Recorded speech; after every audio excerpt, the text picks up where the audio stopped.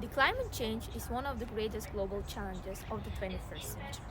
Its impacts vary among regions, generations, age, classes, income groups, and gender.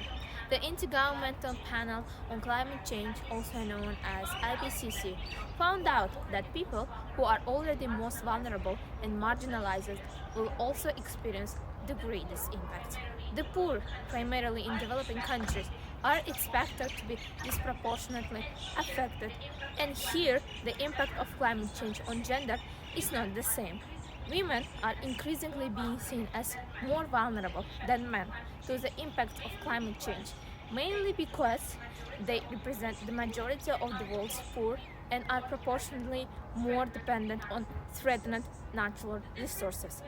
The difference between men and women can also be seen in their differential roles, responsibilities, decision making, and access to the land and natural resources, opportunities, and needs.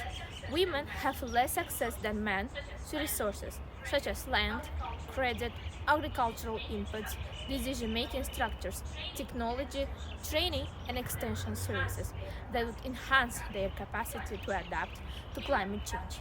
Women have limited access to and control of environmental goods and services.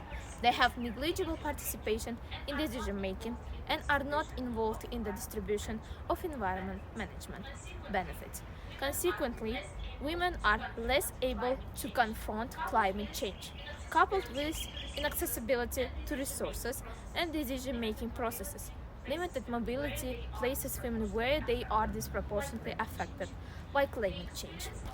The experience of some societies show that sociocultural norms and childcare responsibilities also prevent women to actively participate in decision-making processes. For instance, in many countries, women are responsible for household energy, food, water, and care for the young and elderly. Particularly in developing countries, the consequences of climate change can increase the burden for women and girls.